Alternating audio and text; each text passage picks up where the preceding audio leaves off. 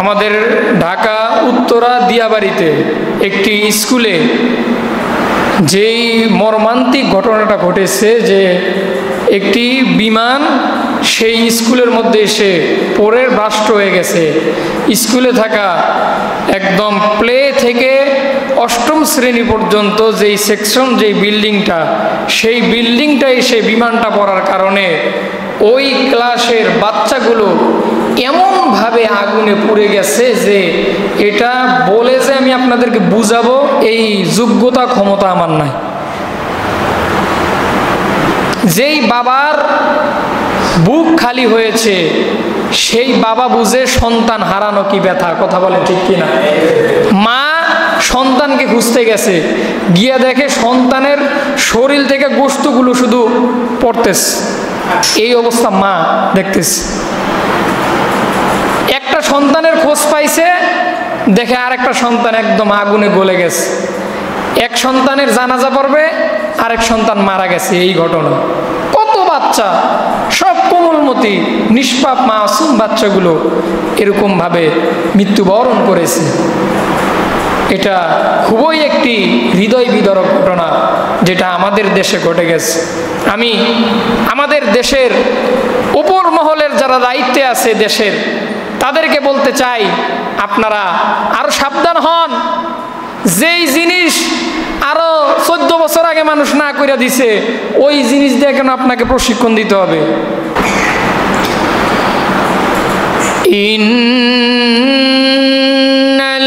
ইন্নাল্লাযীনা আমানু ওয়া আমিলুস সালিহাত কানাত লাহুম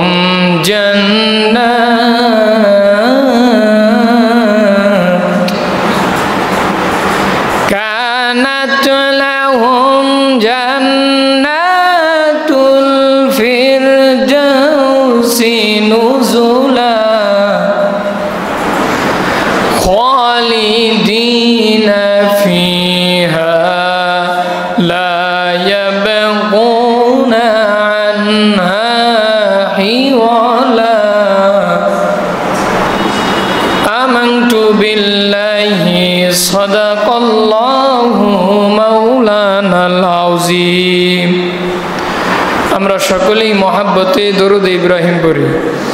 আল্লাহুম্মা সাল্লি আলা মুহাম্মাদি ওয়া আলা আলি মুহাম্মাদ কামা সাল্লাইতা আলা ইব্রাহিম ওয়া আলা আলি ইব্রাহিম ইন্নাকা হামিদুম মাজিদ। আল্লাহুম্মা বারিক আলা মুহাম্মাদি ওয়া আলা আলি মুহাম্মাদ কামা বারাকতা আলা ইব্রাহিম ওয়া আলা আলি ইব্রাহিম ইন্নাকা হামিদুম মাজিদ।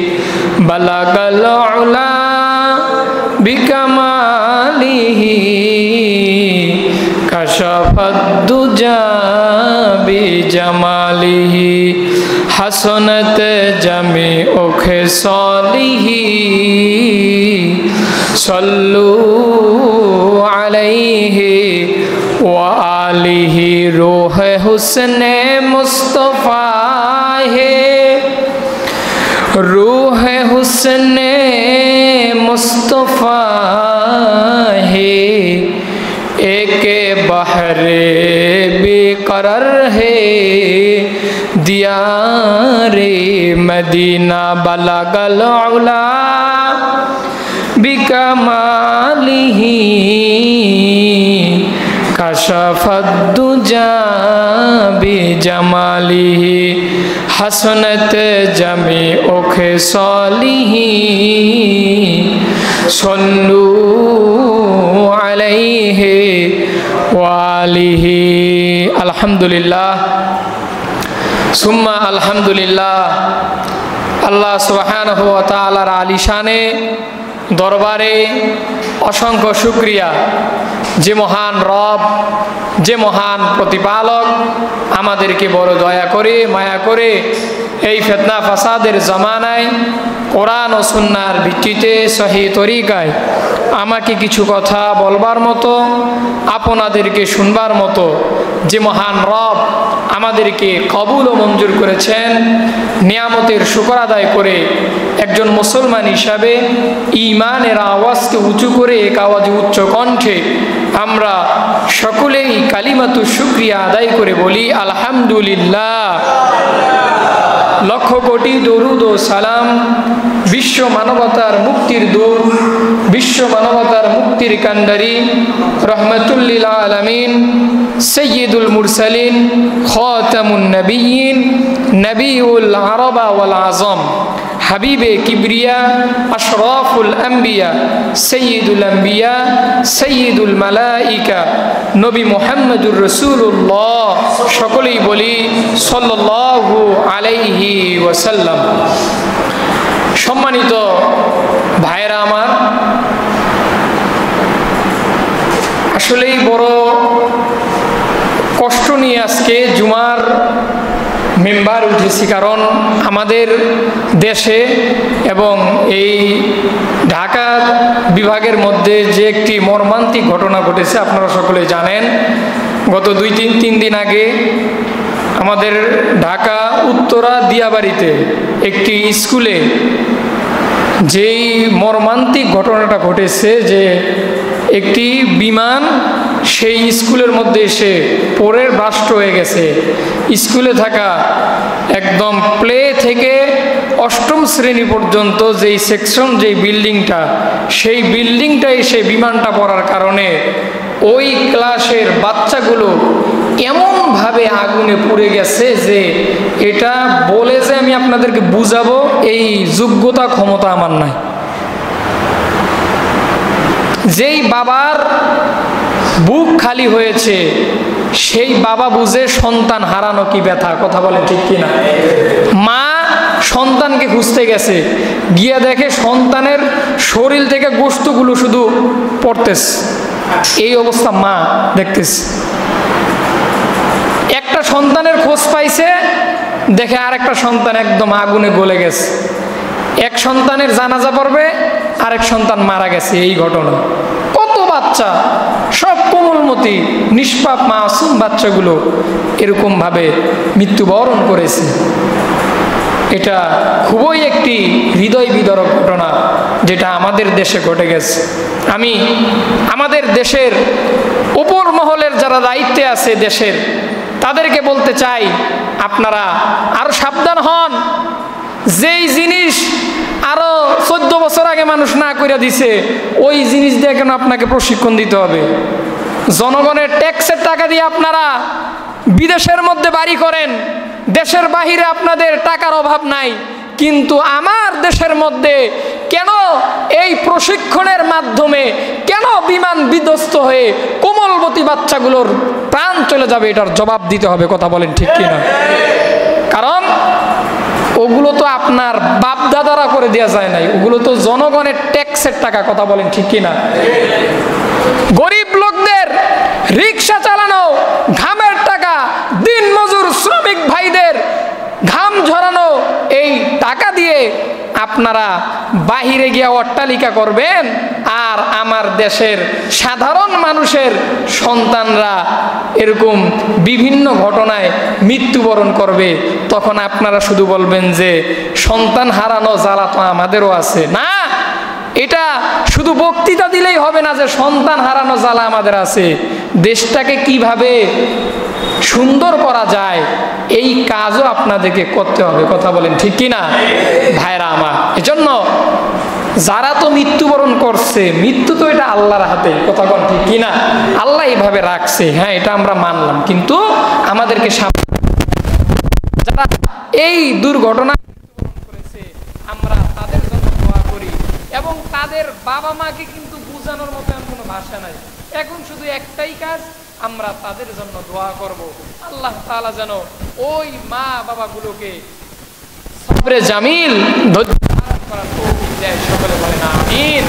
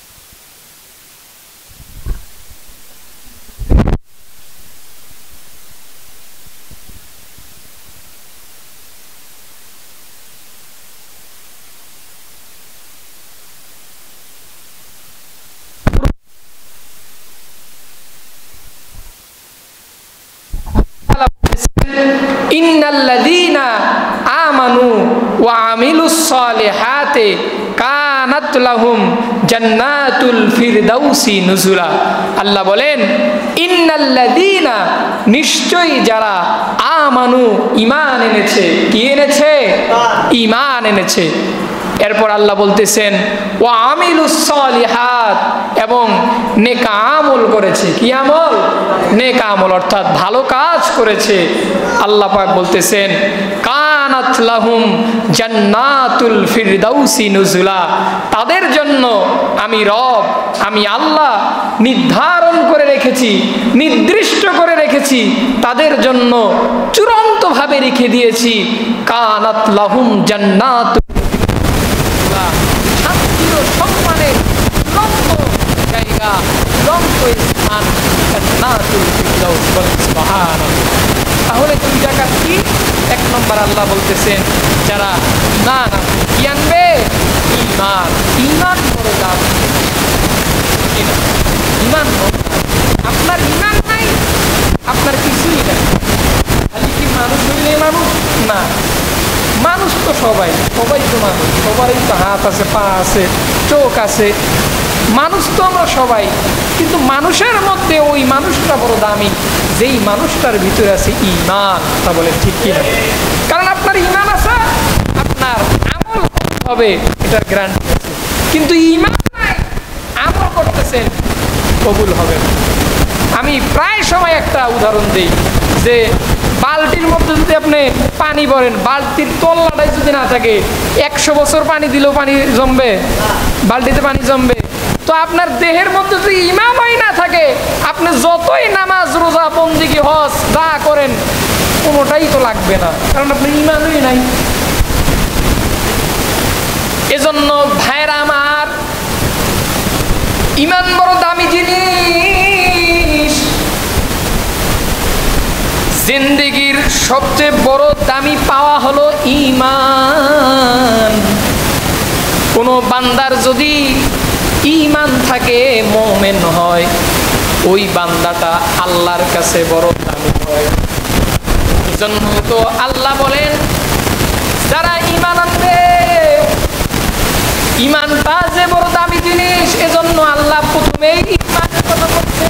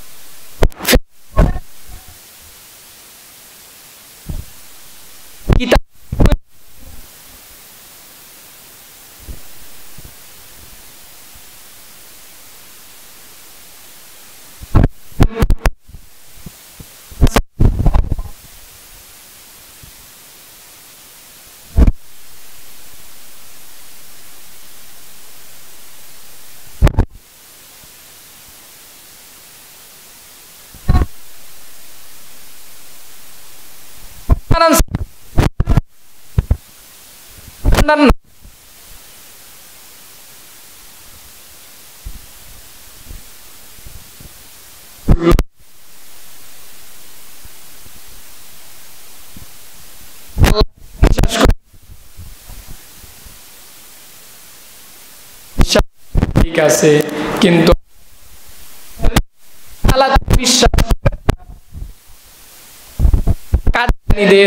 ওই বিশ্বাসে বিশ্বাসী রাখেন, এরকম বিশ্বাসী আল্লাহর দরবারে কখনো ইমানদার হতে পারে না।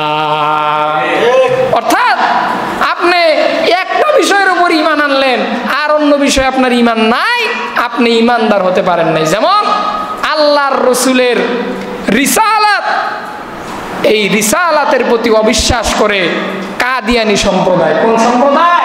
কাদিয়ানী সম্প্রদায়। এই কাদিয়ানীকে আপনাকে আমাকেও এটা বিশ্বাস রাখতে হবে যে কাদিয়ানী সম্প্রদায় এরা হচ্ছে বেঈমান, এরা কাফের, এদেরকে মুসলমান ভাবা এটাও অন্যায়। ওদেরকে যারা মুসলমান দাবি করবে তারা কখনো মুসলমান হতে পারে না। কাদিয়ানী সম্প্রদায় এটা আমাদের সকলের অন্তরে বিশ্বাস রাখতে হবে যে তারা বেঈমান, তারা কাফের, কারণ তারা আমার নবীর রিসালাতকে মানে না। আমার নবী যে শেষ নবী এটা কাদিয়ানী সম্প্রদায় মানে না। তারা কি মনে করে? তারা বলে যে মুহাম্মদুর রাসূলুল্লাহ তিনি শেষ নবী না। বলেন নাউজুবিল্লাহ। বলেন তো আমার নবীর পর আর কি কোনো নবী আছে? আমার নবীর পর আর কোনো নবী নাই। আল্লাহর রাসূল বলেন আনা খাতামুন নাবিয়্যিন লা নাবিয়্যা বাদা। আল্লাহর রাসূল বলেন আমি শেষ নবী, আমার পর আল্লাহ আর কোনো নবী পাঠাবেন না। সুবহানাল্লাহ। কিন্তু কাদিয়ানী সম্প্রদায়ের তাদের মেন কথা হচ্ছে, তাদের কাদিয়ানী দলের যে প্রধান গোলাম আহমদ কাদিয়ানী, তারা এই গোলাম আহমদ কাদিয়ানীকে তারা শেষ নবী দাবি করে।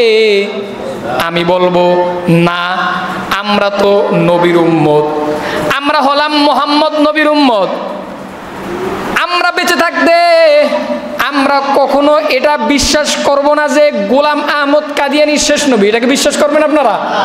এটা আমার বলার দায়িত্ব, আপনাদেরকে বললাম। এটা আমরা কখনোই বিশ্বাস করব না। এবং এ বিশ্বাস নিয়ে যদি কখনো আপনাকে আমাকে বড় বড় জুলুম নির্যাতনের শিকার হতে হয়, আল্লাহর রাসূলের এই রিসালাত শেষ নবী হওয়ার বিশ্বাস নিয়ে বড় বড় বিপদের মধ্যেও আমরা পড়তে রাজি আছি কি আছি না ভাই? ইনশাআল্লাহ রাজি আছি।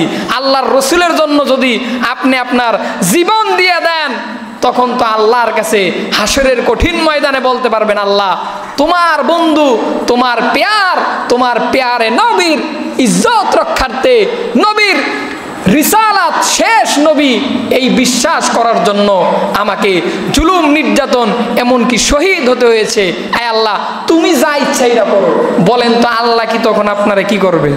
কি করবে আল্লাহ? তখন আল্লাহ আপনাকে বিনা হিসাবে জান্নাত দিয়ে দিবে। বলেন সুবহানাল্লাহ। এই যে যেটা বুঝাইলাম যে ইন্নাল্লাযীনা আমানু, ঈমান, এটাই ঈমান। এটাই কি? ঈমান। আল্লাহর রাসূলের উপর ঈমান আনছেন, এটাই ঈমান। ভাইরা আমার, এজন্য শুধু এক বিষয়ের উপর ঈমান আনলে হবে না, আল্লাহর রাসূল যে শেষ নবী এটাও বিশ্বাস রাখতে হবে। এবং আল্লাহর রাসূলের উপর মুহাব্বত এটাও একটা ঈমান। এটাও কি? এটাও বলেন কি? আপনাদেরকে কথা বলতে হবে। কথা বললে আমি বুঝবো যে আপনারা আমার কথা বুঝেন, কথা না বললে আমি বুঝবো যে আপনারা বুঝেন না আমার কথা। আল্লাহর রাসূলের উপর মুহাব্বত রাখা এটা হলো একটা ঈমান। কারণ মুহাব্বত কখন সৃষ্টি হয়? আর মুহাব্বত থাকলে কিন্তু তখন যদি মুহাব্বতের মানুষকে কেউ গালি দেয় তখন কিন্তু মেজাজ গরম হয়ে যায়, ঠিক কি না? এজন্য আল্লাহর রাসূলের উপর মুহাব্বত রাখতে হবে। এই বিষয়ে আমি রবিউল আউয়াল মাসে আলোচনা করব, ওইদিকে আমি যাব না। আমি যে বিষয়টা আজকে আপনাদেরকে বলবো,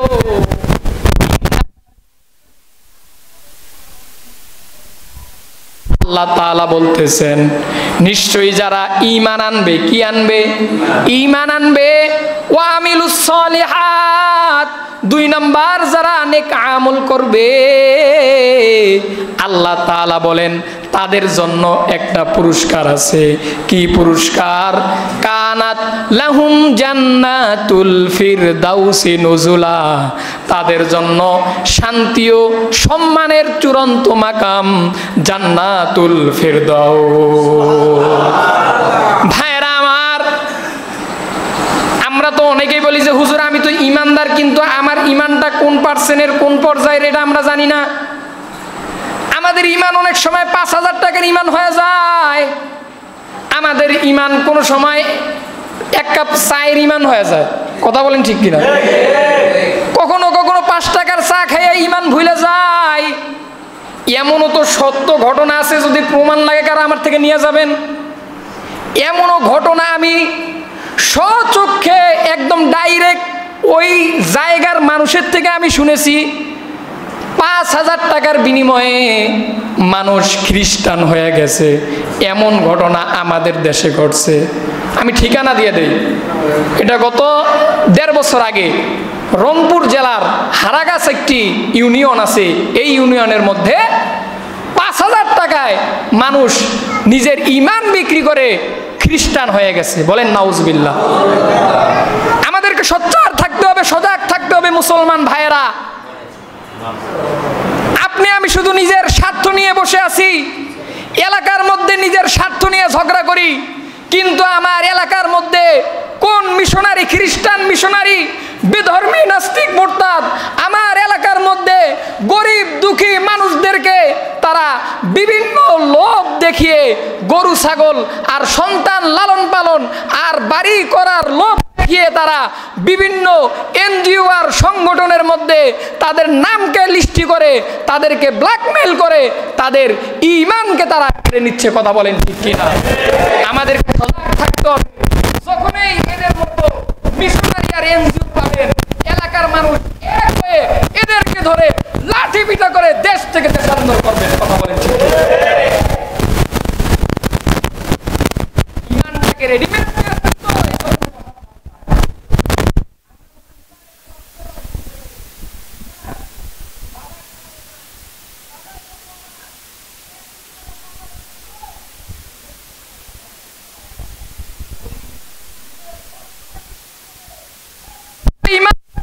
মুসলমান কেউ যদি ঈমান নিয়ে কেউ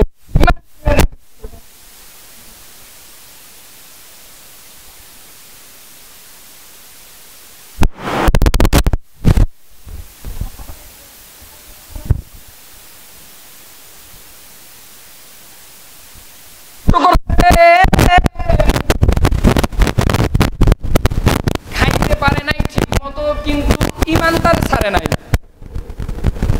মরুভূমির উত্তপ্ত পানির মধ্যে বেঁধে রাখছে, তারপর বলে নাই যে আল্লাহ অনেক, আল্লাহ অনেক, এগুলো বলে নাই, বলছে আহাদ আহাদ, আল্লাহ এক, সুবহানাল্লাহ। আরো কত জুলুম নির্যাতন সহ্য করেছে, তারপরও সাহাবায়ে কেরাম আল্লাহ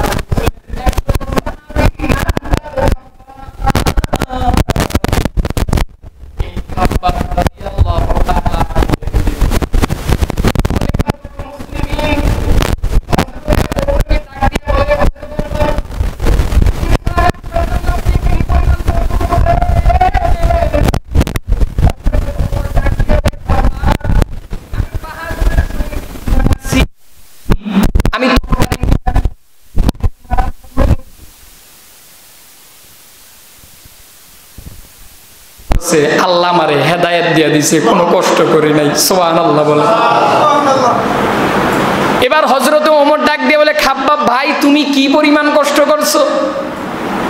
খাব্বাব ডাক দিয়ে বলে, খলিফাতুল মুসলিমিন।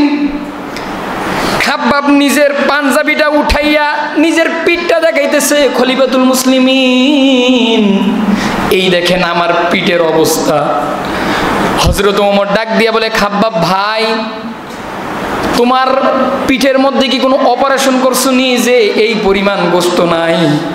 খাব্বাব ডাক দিয়ে বলে, খলিফাতুল মুসলিমিন কোনোদিন আমার এরকম কোনো রোগ হয় নাই, তো কেন তোমার পিঠের মধ্যে এই যে গোশতগুলো নাই? খাব্বাব ডাক দিয়ে বলে, খলিফাতুল মুসলিমিন ইসলাম গ্রহণ করার কারণে, ঈমান আনার কারণে আমার গোত্রের লোকেরা ওই মরুভূমির উত্তপ্ত বালুগুলো গরম করে করে, পাথরগুলো গরম করে করে ওই পাথরের মধ্যে আমি খাব্বাবরে শোয়াইয়া টানছে আর বলছে, বল ইসলাম ছাড়বি কিনা বল। আমি খাব্বাব ওই সময় ডাক দিয়া বলছি, না আমি কখনো ইসলাম ছাড়বো না। সুবহানাল্লাহ। সাহাবায়ে কেরাম কি পরিমাণ কষ্ট করেছেন। এরপর খাব্বাব রাদিয়াল্লাহু তাআলা আনহু নিজের জিহবাটা বাইর কইরা খলিফাতুল মুসলিমিনরে দেখাইতেছে। ওমর ডাক দিয়া বলে, খাব্বাব ভাই, তোমার জিহবার এই অবস্থা কেন? খাব্বাব ডাক দিয়া বলে, খলিফাতুল মুসলিমিন, আল্লাহ আল্লাহ জিকির করার কারণে, আল্লাহর উপর ঈমান আনার কারণে আমার গোত্রের লোকেরা গাছের কাটা আইনা আমি খাব্বাবের জিহবাগুলো বের করে জিহবার মধ্যে আঘাত করছে আর বলছে, খাব্বাব ইসলাম সার। কিন্তু আমি খাব্বাব তারপরও ইসলাম ছাড়ি নাই। হযরতে ওমর ডাক দিয়া বলে, খাব্বাব ভাই, তোমার এই কথা শুনে মনে হচ্ছে আমি ওমরের চেয়েও বেশি দামি হয়ে গেছো। সুবহানাল্লাহ। এটা হচ্ছে সাহাবায়ে কেরামের ঈমান। আর আমরা রেডিমেড ইসলাম পাওয়ার কারণে, ওয়ারিস সূত্রে ঈমান পাওয়ার কারণে আমাদের মহব্বত নাই। কিন্তু সাহাবায়ে কেরাম কষ্ট করে ঈমান এনেছে, এজন্য তাদের কষ্ট আছে। সাহাবায়ে কেরাম তারা কি, তারা বিভিন্ন নির্যাতন, জুলুম নির্যাতনের শিকার হয়েছে, এজন্য তাদের ঈমানটাও বড় দামি। এজন্যই আল্লাহ বলেন, আমিনু কামা আমানান নাস, তোমাদের ঈমানটা সাহাবায়ে কেরামের ঈমানের সাথে মিলাও। ভাইরা আমার, এবার আসেন, এই যে খাব্বাবের কথা বললাম, এবার আপনার আমার ঈমান মিলান। আপনারে আমারে কেউ যদি, ওই যে বলছিলাম ৫,০০০ টাকার ঈমান, যদি ৫,০০০ দেয়, কেউ কি ইসলাম থেকে চলবেন? সরবেন না ইনশাআল্লাহ, বলেন সরবেন না। রাগ করছেন আপনারা? রাগ করলে ভাই কি হবে, কই যাবো কোন? বলতে তো হবে, বলতে হবে না? বলতে হবে। এজন্য আপনার আমার এই নিয়ত রাখতে হবে যে আমার জীবনে যত ঝড় তুফান আসুক, যত কষ্ট আসুক, কোনোদিন ঈমান থেকে পিছপা হব না ইনশাআল্লাহ। বলে রাজি আছেন তো? ইনশাআল্লাহ। যে কোনো বিষয়ে হোক। আমি এই কথাটা প্রায় সময় বলি যে কেউ আপনার বাবাকে গালি দিছে, ধৈর্য ধরেন। আপনাকে গালি দিছে, ধৈর্য ধরেন। কিন্তু যখন দেখবেন ঈমানি বিষয়গুলো থাকে, যেমন আল্লাহ, রসুল, কোরআন, এগুলো নিয়ে থাকে, এগুলো বিষয়ে তখন চুপ থাকা যাবে না। এগুলো বিষয়ে নিজের সামর্থ্য অনুযায়ী লাভ দিতে হবে, কারণ এগুলো রক্ষা করা আমাদের দায়িত্ব। কথা বলেন ঠিক কিনা? এজন্য ভাইয়েরা আমার, যে আয়াত আপনাদের সামনে তিলাওয়াত করেছি, অত্যন্ত দামি একটি আয়াত। আল্লাহ পাক বলতেছেন, ইন্নাল্লাযীনা আমানু ওয়া আমিলুস সলিহাত। আল্লাহ তাআলা বলেন, ইন্নাল্লাযীনা আমানু, নিশ্চয়ই যারা ঈমান এনেছে। কি এনেছে? নিশ্চয়ই যারা ঈমান এনেছে। ওয়া আমিলুস সলিহাত, এবং যারা নেক আমল করেছে। নেক আমল কি বুঝেন? নেক আমল অর্থাৎ ভালো কাজ। কি কাজ? নেক আমল হচ্ছে ভালো কাজ। গত জুমায় কিন্তু একটা ভালো কাজের কথা বলছিলাম, যে অপর ভাইয়ের কল্যাণকামী হওয়া, মনে আছে আপনাদের? গত জুমায় কিন্তু একটা ভালো কাজের কথা বলছিলাম। কতজনের মনে আছে না নাই আমি জানি না। এই যে ওইটাই হলো নেক আমল, ওয়া আমিলুস সলিহাত। আল্লাহ বলতেছেন, ১ নাম্বার যারা ঈমান আনবে, ২ নাম্বার যারা ভালো কাজ করবে, তাদের জন্য পুরস্কার হলো কানাত লাহুম জান্নাতুল ফিরদাউসি নুজুলা। তাদের জন্য আমি আল্লাহ শান্তি ও সম্মানের একটা জায়গা নির্ধারণ করে রেখেছি, নির্দিষ্ট করে রেখেছি। সেই জায়গাটার নাম হলো জান্নাতুল ফিরদাউস। সেই জায়গাটা কেমন হবে? মালা আইনুন রাত, ওয়ালা উযুনুন সামিয়াত, ওয়ালা খতরা আলা কালবে বাশার। সেই জায়গাটা এমন হবে যে দুনিয়ার কোনো অন্তর কোনোদিন ভাবতে পারবে না জায়গাটা অত সুন্দর হবে। মনে করেন আমাদের বাংলাদেশের কক্সবাজার অনেক সুন্দর, এটা আমরা গিয়ে দেখি যে হ্যাঁ এটা আসলেই সুন্দর, তারপর ওইটা কিন্তু দেখার তৃপ্তি এক সময় চলে যায়, ঠিক না? যারা জীবনে ১ বার ২ বার ৩ বার কক্সবাজার গেছেন, এখন কিন্তু আর যাইতে মন চায় না, ঠিক না? একটা জায়গায় যখন অনেক ভাইরাল হলেও 1 2 বার 3 বার যাওয়ার পর ওইটার উপর একটা কি উঠে যায়, মন উঠে যায়, যা না আর ভাল লাগে না। কিন্তু জান্নাত এমন জায়গা, আল্লাহর রাসূল বলেন মা লা আইনুন রাত, কোনো চোখ দেখে সেটা শেষ করতে পারবে না, কোনো অন্তর এটা পরিকল্পনা করতে পারবে না যে এটা কত সুন্দর। আপনি মনে করতেছেন যে এমন সুন্দর, ওইটার চেয়ে হাজার কোটি কোটি কোটি কোটি গুণ বেশি সুন্দর। বলেন সুবহানাল্লাহ। আর আল্লাহর রাসূল বলেন একটা ঈমানদার সবচেয়ে ছোট জান্নাত যে পাবে তার জান্নাতটা ঈমানের দাম আছে ভাই। এজন্য যে আলোচনাটা আজকে আপনাদের সামনে করব, মূল যেই টপিক, যেই আমলটা আপনারা নেবেন যে নিজের ঈমানকে মজবুত করতে হবে এবং ঈমানটা যে পরিপূর্ণ আমার মধ্যে আছে এটা নিজেকেই ভাবতে হবে। কারণ আপনার মনের অবস্থা কি এটা তো আপনিই জানেন, নাকি হুজুর জানে? হুজুরের তো কাজ একটু সাজান, দেখেন আপনার জীবনটা সুন্দর হবে, আপনার ঈমানটা কতটুকু মজবুত হলো আপনি তো নিজেই বুঝেন। এজন্য ভাইয়েরা আমার, ঈমানটাকে মজবুত করেন। আর ঈমানটা যেন কখনো কোনো নাস্তিক, কোনো বেধর্মী আপনার আমার ঈমান যেন লোভ দেখিয়ে কিনে নিতে না পারে, এই ফিকিরও আমাদেরকে করতে হবে। সকল বলেন ইনশাআল্লাহ। এবং ভাইয়েরা আমার, লাস্ট যেই কথাটা আপনাদেরকে বলবো, আমরা সকলেই আজকে দোয়া করব। আপনারা সকলেই ঘটনা জানেন, উত্তরা দিয়াবাড়িতে মাইলস্টোন স্কুলের মধ্যে কিভাবে একটা আগুন লেগে বিমান দুর্ঘটনায় কত কোমলমতি বাচ্চাগুলো শহীদ হয়েছে, মৃত্যুবরণ করেছে, অনেক শিক্ষক শিক্ষিকা সহ। এটা বড়ই হৃদয় বিদারক একটি ঘটনা। কথা বলেন ঠিক কিনা? আমরা আজকের এই জুমার মসজিদ থেকে তাদের জন্য দোয়া করব। আল্লাহ তাআলা যেন যেই সমস্ত পরিবারগুলো তাদের সন্তানগুলোকে হারিয়েছে তাদেরকে যেন আল্লাহ মাফ করে দিয়ে এবং মা বাবাদেরকে যেন ধৈর্য ধারণ করার তৌফিক দেয়। এবং যারা এখনো অসুস্থ অবস্থায় ঢাকার বিভিন্ন হসপিটালগুলোতে ভর্তি আছে তাদেরকেও যেন আল্লাহ দ্রুত সুস্থতা দান করে। আমরা সকলেই দোয়া করব। সকলে বলে ইনশাআল্লাহ। আবার বলি ইনশাআল্লাহ। এবং আল্লাহর কাছে আমরা সব সময় একটা দোয়া করব, আল্লাহ তুমি আমাকে হঠাৎ মৃত্যু, অ্যাক্সিডেন্টের মৃত্যু থেকে হেফাজত করো। এই দোয়াটা আমরা সকলেই করব ইনশাআল্লাহ। বলেন ইনশাআল্লাহ। আল্লাহ তাআলা সকলকে যতটুকু আলোচনা করলাম সর্বপ্রথম আমাকে এবং আপনাদেরকে আমল করার তৌফিক দান করুক। সকলে বলেন আমিন। ওয়া আখিরু দাওয়ানা।